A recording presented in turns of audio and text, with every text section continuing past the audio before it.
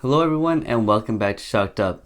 I've recently been doing some prototyping work which I wanted to create a nice PCB for, but I didn't want to order anything online, wait around 2 weeks, and then realize I made a mistake when designing it, and all local PCB printing areas will charge me way too much for one PCB, and I'm talking $200 for one.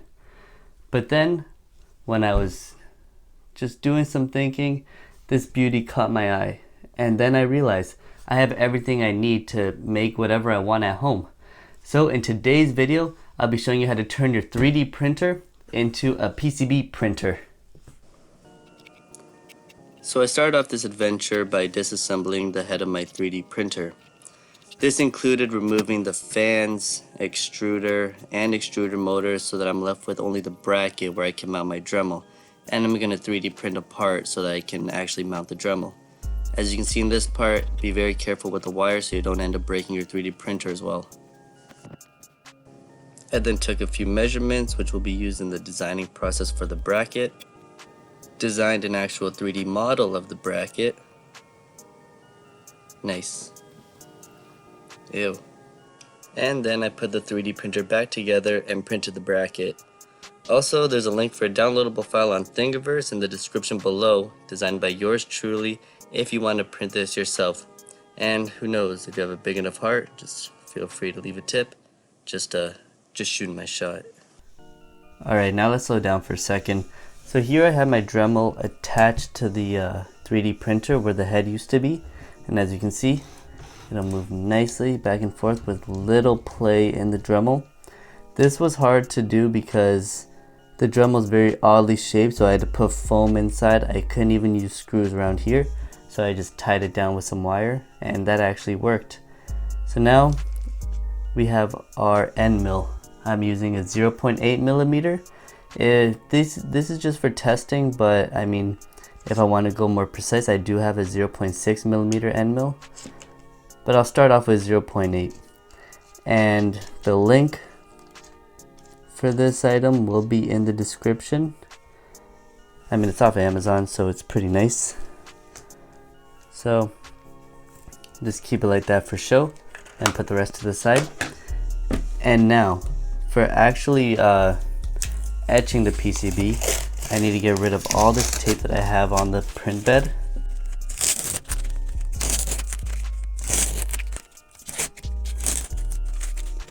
And we have this piece of wood. So how this is gonna go is, well, I got this piece of wood from an old piece of furniture. It can literally come from anything because the end mill is gonna drill into the PCB.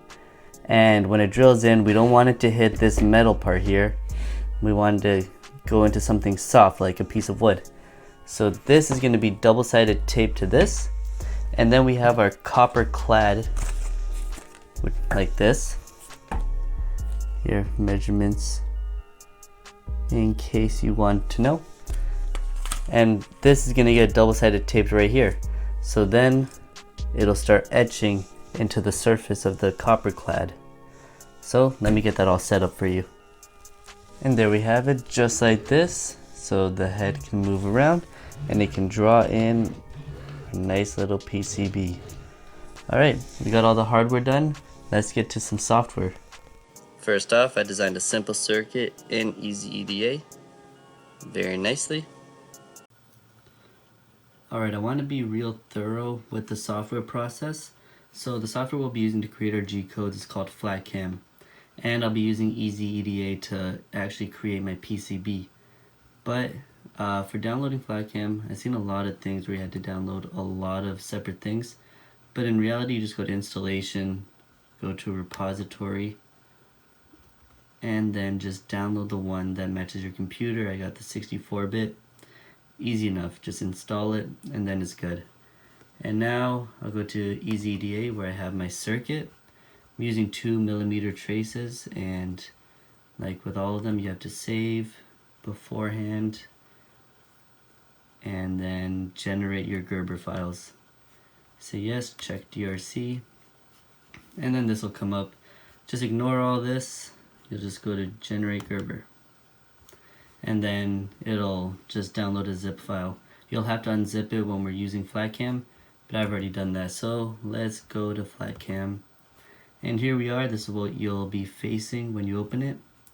We'll just go to File, Open, and then we'll open Gerber. And here is the Gerbers we'll be working with. Yep, just making sure.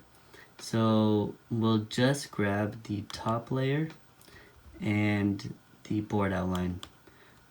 Ignore the bottom layer for now. Hopefully we'll be able to use that if we discover how to use double-sided PCBs in a future video. But for now we'll just open that and you'll see that we have our outline and our copper traces. And now we also want our drill holes, so that's through a different process. It's called Excelon. And then you get your drill holes, just like that. So now the real fun part, the most time consuming if you're just trying to discover it and configure it.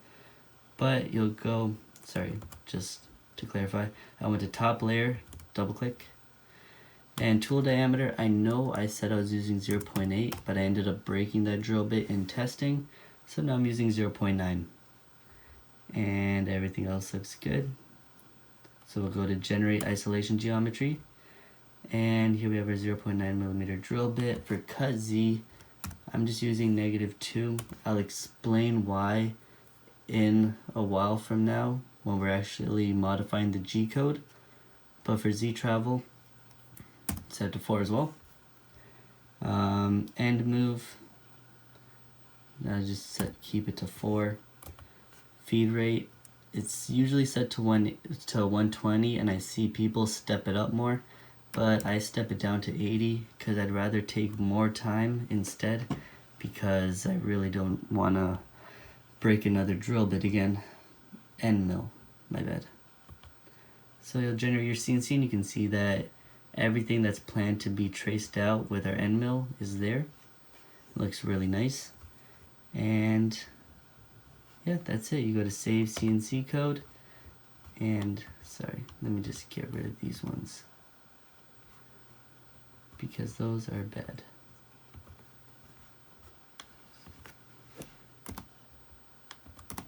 So we're starting fresh this time.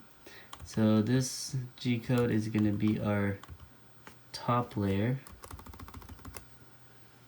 I'm just going to do TL top layer .G code. Make sure it's set to G code over here. I made that mistake before. Save. Now we'll go to our board outline, double click that, and then tool diameter. Make sure to change that to your tool diameter. Like I said, I'm switching it to 0.9. Everything else looks decent, so generate isolation geometry, cut Z, -2, travel Z, 4, and move 4, feed rate 80. Generate piece or CNC, yep, save CNC code, and I'm just gonna take out that Gerber. Board outline, .G code.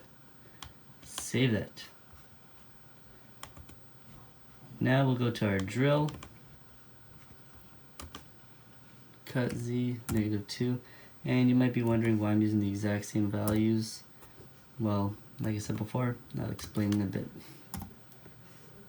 And then feed rate for drilling, I leave it at 300 because it's not that big of a deal because it's drilling down instead of moving side to side and actually milling. I think milling puts a lot more stress on the end mill. That's why I take it slower. And now you can see, you can kind of see the paths it's going to take and drill. And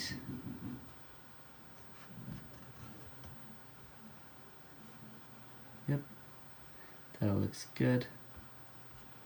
Save CNC code to just, I don't like all that. We'll just call it drill.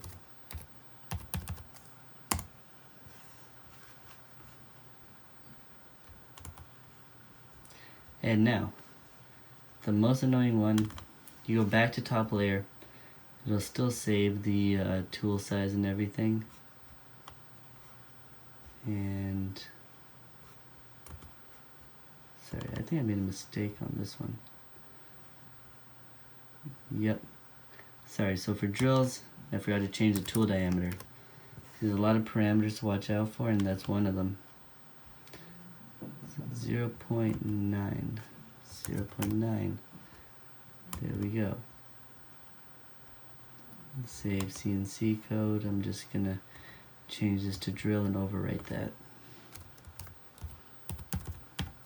And we didn't even get into the fun part. Trust me, it gets a little bit worse. But the end result will hopefully be awesome. So now top layer, tool diameter, yep. And now we'll actually go to no copper. So that's an NCC tool. There'll be no tool order. I like to actually delete those ones, and then we're going to change that to a circular bit, cut Z at -2, and the tool diameter is 0.9. And we'll add that to the list right here. And once you say add, it'll populate.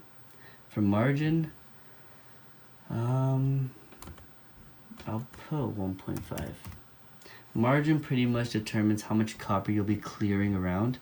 1 would be good for all these areas, but I do believe with 1 it'll leave copper in the middle here, and I want to generate the best PCB possible for you guys, so I'm just going to set to 1.5. Hopefully that'll get rid of all of it, but it doesn't even matter if I have some copper laying around in the middle. Go to generate geometry and cut Z, once again, -2, travel Z 4, and move 4, feed rate 80, and that is all. Generate CNC job, and you'll see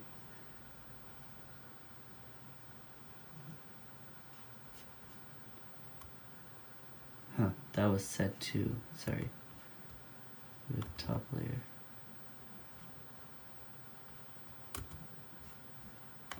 This was set to the board outline. Alright, good to know. We'll redo all that. See, one little mistake and, well, you'll see what happens. It's not clearing this. So it was set to board outline instead of top layer. For some reason, even though I double click top layer. It's a weird bug. Anyways, I'm going to switch these back to what I had in the other one, 1.5. Generate geometry. Cut Z, -2. Travel Z 4. And move 4. Feed rate 80. And generate.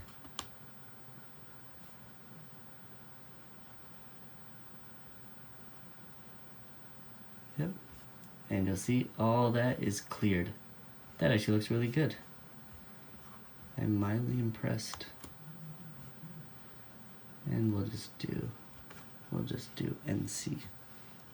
NC for no copper. And save. And there we have our 4 G codes. Now you probably thought all that torture was over, but no, there's more. So now for each of these 4 codes, we're going to go to edit with notepad. Here I have all of them open. So I'm going to start off by just getting rid of all this. We don't need that. Now in the line after G90, I will set it to, I will actually add the code G92Z3. Now this is an important part. Why, you may ask? Because G90, when the code actually starts, will tell the printer that whatever position the tip of your end mill is, or is at, is 0 in all axes. And that's fine for the X and Y, but not the Z, because when we actually try and go down into the board, it'll be, the printer will think it's negative in the Z axis, and it actually prohibits that. So we have to override this by setting it to think that it's 3 millimeters above the 0 point. So when we do that, the printer now thinks it's 3 millimeters above the 0 point. So now we're going to control F, and we're going to find all those -2s. Sorry, not find and replace. All those -2s, and we're going to replace all of them with 2s. Simple enough. So it's at 3, it thinks it's at 3, so it's going to go down to 2, which will be going into our board, which is exactly what we want. And now this code's fine. And we're going to do the exact same with the no copper. Get rid of all this. After G90, I do this with all the codes. After G90, add G92 Z3. Sorry, it's hard to type with the camera in my face.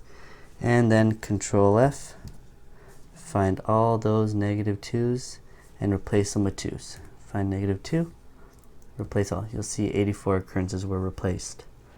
That's fine. Now, for the drill and board outline, we actually want to go down through the board. So you'll still get rid of this and add the G92 part. I'll skip over that, as I already showed you twice. So now we're going to go Control F, and instead of replacing it with 2, we're going to replace it with 0. Simple enough. We're going even deeper down into the board. Replace all. And we're going to do the exact same with the board outline.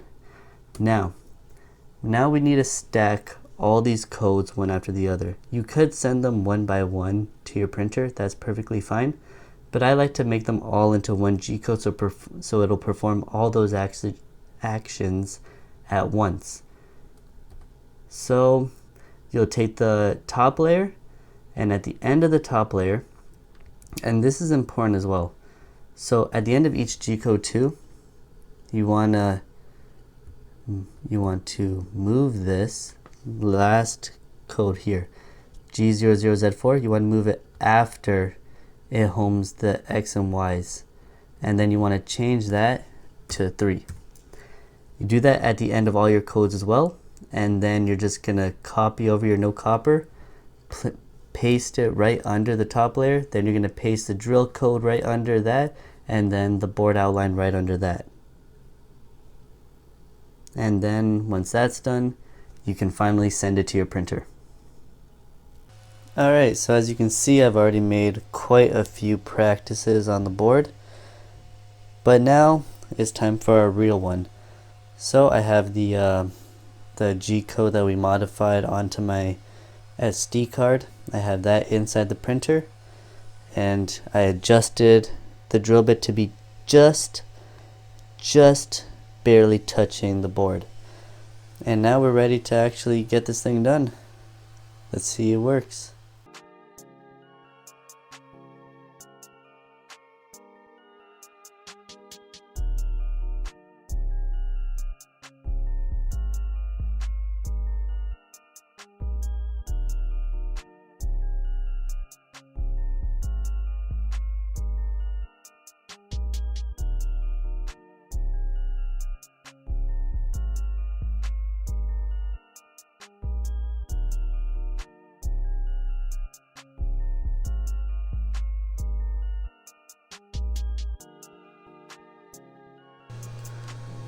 Well, all in all, I'm very content with how this turned out.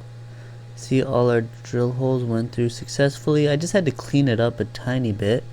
Sorry, let's focus on that a little better. But yeah, I'm really liking how this looks. And just to show you how easy it is, now when you make your circuit, you can just put, where's the resistor holes? Where'd I design that into? Okay, right here. See how easily that resistor just slides in there, and then you have enough copper to solder that in. I think this is just awesome. I think we can call this a success. Well, we hope you've enjoyed this video. I thoroughly enjoyed making it for you guys, and I'm really happy with the results that we got. So, if you did, don't forget to hit that like, share, and subscribe button so we can keep pushing out these kind of videos that you guys like. As always, all the links for everything used in this video will be in the description below, including a Thingiverse link for this bracket that I designed. Lastly, don't forget to follow us on Instagram so you're the first to know when new Shocked Up content is released, and we will see you next time.